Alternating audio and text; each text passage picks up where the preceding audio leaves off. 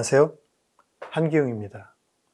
이번 시간은 퍼블릭 클라우드를 활용해 민관이 협력한 최근 사례를 살펴보고 공공서비스에 민간의 기술과 서비스를 도입하게 된 배경과 과정, 그리고 이를 통해 확인한 효과와 시사점에 대해서 설명드리도록 하겠습니다. 첫 번째 사례는 지자체의 코로나19 긴급 재난지원금 접수 시스템을 클라우드에 구축 서비스한 사례이고요. 두 번째는 역시 코로나19로 인해 초중고생 전면 온라인 개학이 처음 시행되었던 2020년 당시 한국교육학술정보원의 온라인 학습관리 시스템인 이학습터의 사례입니다. 지자체의 코로나19 긴급 재난지원금 접수 시스템은 금융기관 및 건강보험관리공단 연계와 같은 통합 접수 시스템이 구축되기 이전인 그 재난지원금 사업 초기에 용인, 안산, 파주 등 몇몇 지자체별로 클라우드를 이용해서 별도의 접수 시스템을 구축해 서비스한 사례입니다. 당시 지자체별로 이 긴급 재난지원금 정책을 시행하기로 발표한 이후에 아주 짧은 기간 내에 이러한 시스템들을 구축해야 되는 그런 상황이었습니다.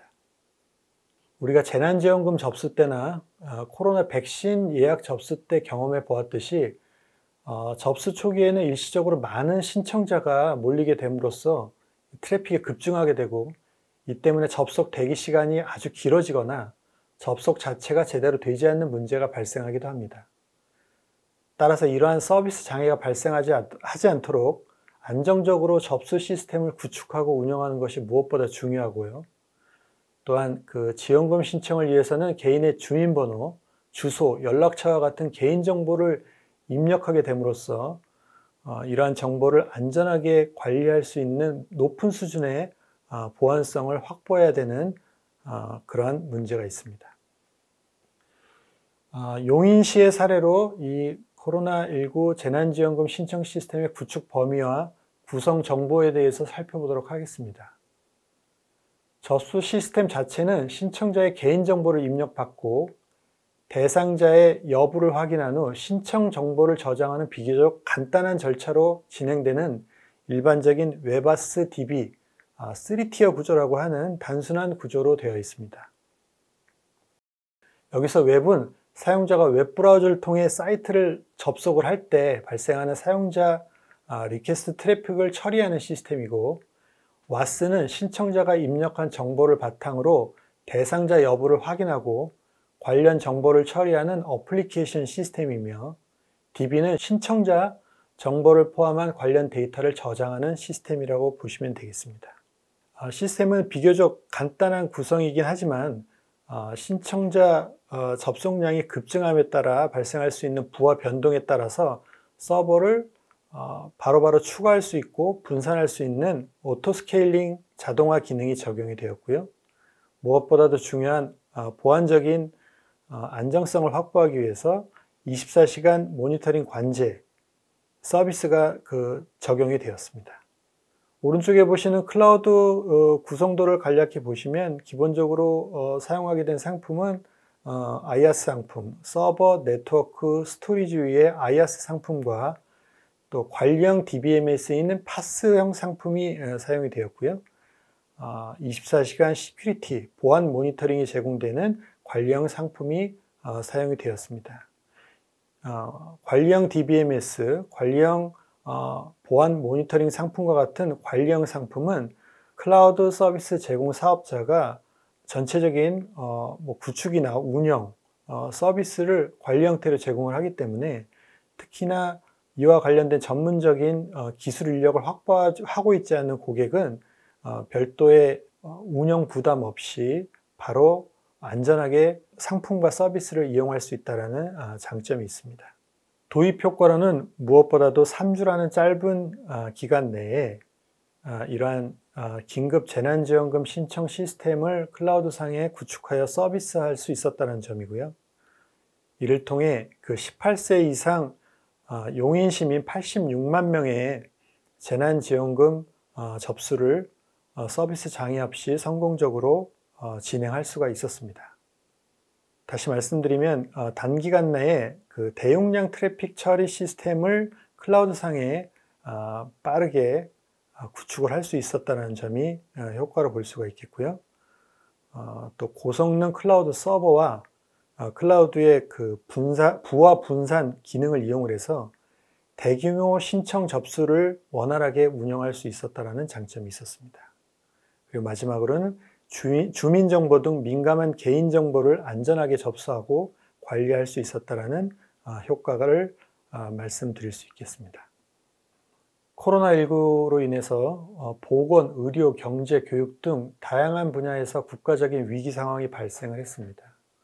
이러한 국가 재난 상황을 대응하기 위해서는 민관의 협력을 통해서 민간기관의 우수한 기술과 자원, 경험을 정부 정책 시행을 위한 대응 시스템에 잘 활용이 되어야 할 것 같습니다. 두 번째는 다양한 클라우드 상품을 이용을 하면 초단기간 내에 서비스 인프라 구축이 가능하다는 점을 확인하였습니다. 관리형 상품과 파스형 상품을 이용하게 되면 어플리케이션 개발 및 인프라 구축 기간을 획기적으로 단축 가능하다는 점을 확인할 수 있었습니다. 세 번째는 민간 부분에서 검증된 운영 안정성과 공공 보안 니즈를 충족하는 보안성을 확보할 수 있었다는 점입니다.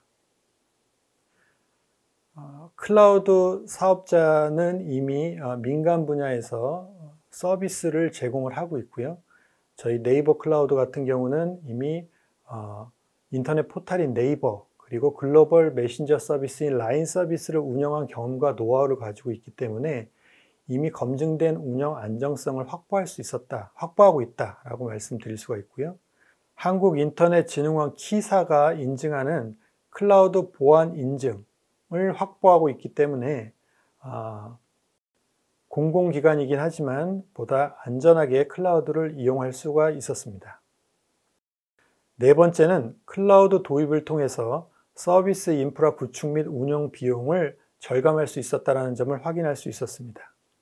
초기 설비 투자 비용뿐만이 아니라 클라우드 네이티브한 운영 방식을 통해서 운영 비용 절감이 가능하다는 부분을 확인할 수 있었습니다.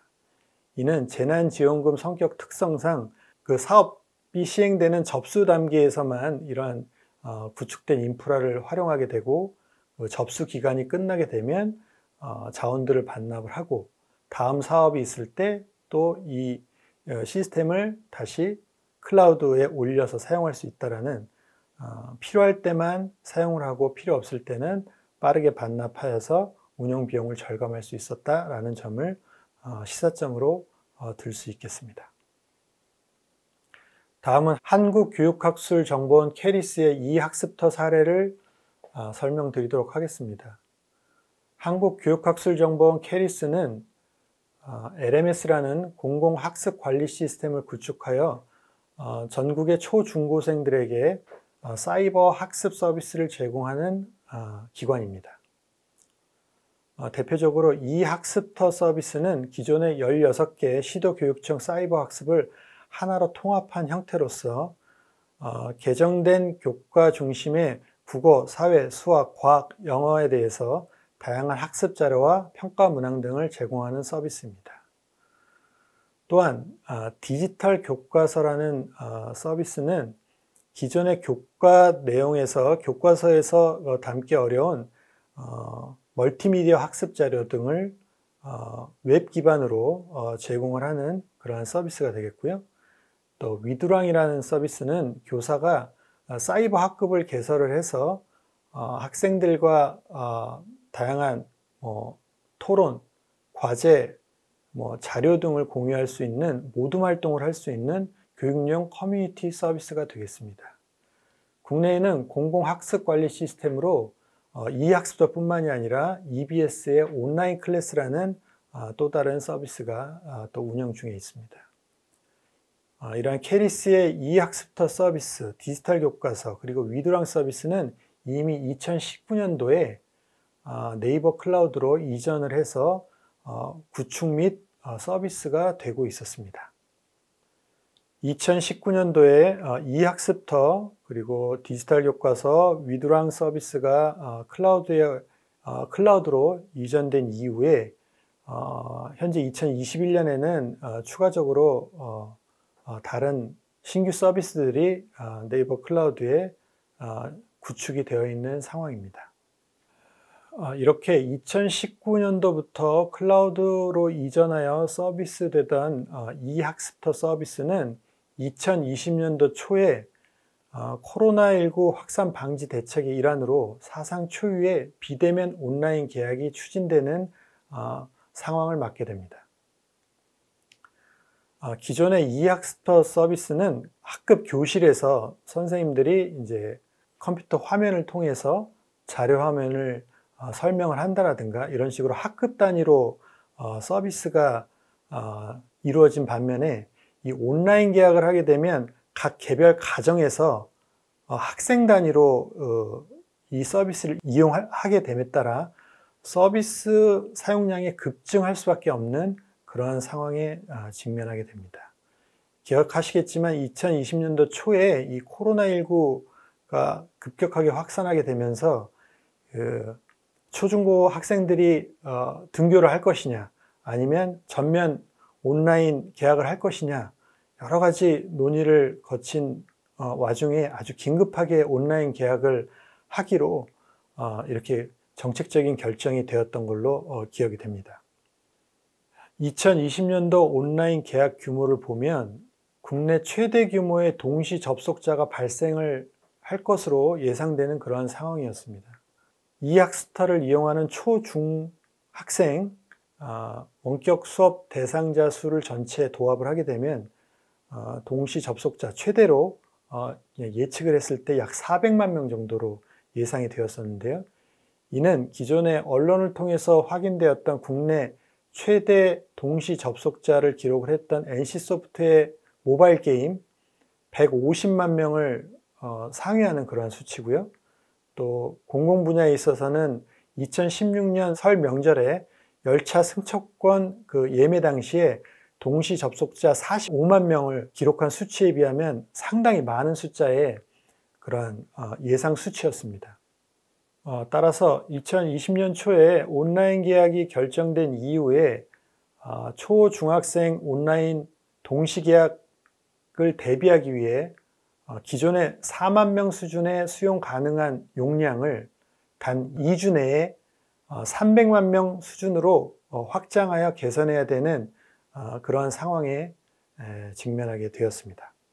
네, 이렇게 단기간 내에 온라인 계약을 대비하기 위해 한국교육학술정보원과 네이버 클라우드는 바로 전담 대응 전문가 TF 구성을 하고 준비에 들어가게 됩니다.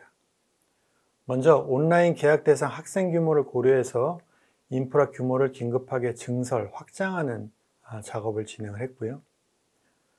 또 지역별 세트를 별도로 분리 구축하여 그 학생들의 접속 위치에 따라서 지역별 세트로 분기되는 구조로 e학습터와 위드랑 시스템의 구조 개선을 하게 됩니다.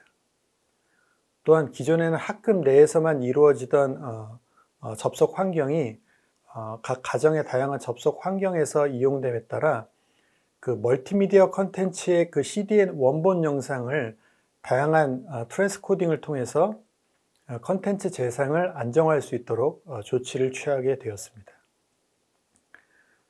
마지막으로 그 서비스 모니터링 중에 접속량 변화에 따라서 저희가 긴급하게 자원 증설을 하고 구조를 변경할 수 있도록 저희가 서비스 관제 및 집중 운영 체계를 구축하여 운영을 하게 되었는데요. 낮 시간에 이런 그 서비스 상태, 그러니까 계약을 해서 학생들이 이용하는 서비스 상태를 모니터링한 후에 야간에 개선점을 도출해서 즉시 적용하고 보완하는 그러한 형태로 운영을 하게 됩니다. 그리고 무엇보다도 이제 대국민 서비스이기 때문에 외부 보안 공격 등을 대비해서 저희가 24x7 상시 보안 건재 서비스를 집중적으로 강화를 하였습니다. 그 e학습터의 그 인프라 확장과 구조 개선을 조금 더 구체적으로 설명을 드리자면 확장 전에는 어떤 웹와스 DB 그리고 그거를 그 시스템을 서비스하는 인프라의 구조가 단일 시스템으로 구성이 되었다고 하면 확장은 각 그 지역 교육청별로 지역 단위로 안정성과 또 운영의 용이성을 좀 도모하고자 각 12개 지방 교육청별로 별도의 세트로 분리해서 확장 구성하게 되었습니다. 이러한 클라우드 인프라의 증설, 그리고 구조 변경, 그리고 집중 운영 체계의 확보를 통해 결과적으로 성공적으로 이학스부터의 온라인 계약을 지원할 수 있게 되었습니다. 구체적인 수치를 보자면 기존의 4만 명 수준의 동시 접속자 처리가 가능한 시스템을 300만 명 수준으로 저희가 준비해서 온라인 계약을 맞이하였고요. 실제로는 한 90만 명 수준의 동시 접속 인원이 확인이 되었습니다. 이 동시 접속 인원이라는 것은 특정 시점의 단위 시간 내에 이 이학스부터 시스템에 동시에 접속하는 인원을 말하는 것으로서 일정 시간으로 이렇게 펼쳐놓고 보면 약간 분산되는 효과도 있고, 그래서 이제 당초에 준비했던 300만 명보다는 이제 다소 낮은 수준이지만 90만 명도 상당히 많은 수의 동시 접속자 수라고 할 수가 있겠습니다. 또한 이제 이학스부터 외에도 학교 내 학습 환경, 선생님 재량에 따라서 이학스부터를 이용하는 경우도 있고, 타 시스템, EBS 온라인 클래스와 같은 시스템을 이용하는 경우도 있고, 이렇게 그 시스템과 플랫폼이 약간 분산이 되면서 당초 예상했던 것보다는 안정적인 수준의 동시 접속 인원을 처리할 수 있게 되었습니다.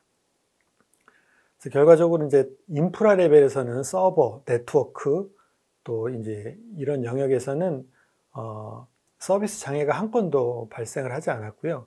아마 이제 기사에서 접하셨던 그 여러 가지 그 이학스부터의 장애 쪽은 그런 클라우드 인프라라기보다는 어플리케이션 단에서 소소한 장애가 좀 있었던 부분이고요.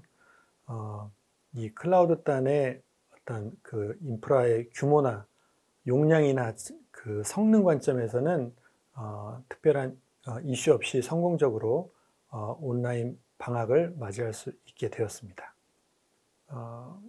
결과적으로 20년도, 21년도 모두 저희가 SLA 평가 기준으로는 한 99% 넘는 그러한 서비스 안정성을 지금 유지를 하고 있고요. 2년 동안 보안 사고도 단 한 건도 발생을 하지 않았습니다. 다음은 언론 매체를 통해서 노출된 온라인 계약과 관련된 기사를 통해서 어떤 이 대응 효과를 좀 살펴보겠는데요. 온라인 수업 성공은 무엇보다 이제 선생님들이 가장 고생을 하셨고, 이제 클라우드 도입 덕분이다라는 내용이 있고요. 또, 이제 MVP, 여기서 네이버 클라우드에 이제 그 사명 변경이 있기 전에 이제 사명이긴 한데, 이제 50여 명이 밤새가며 이학스부터를 확장하고 운영했다. 그래서 이 50여 명 안에는 저희 네이버 클라우드 인원뿐만이 아니라 저희 사업을 같이 진행을 하고 있는 파트너사, 그리고 그 캐리스, 그리고 그 캐리스의 이학스부터의 개발사, 이런 인원들이 전부 다 이제 집중적으로 밤낮 할 것 없이 운영을 하면서 안정적으로 이제 서비스를 제공을 했던 것이고요.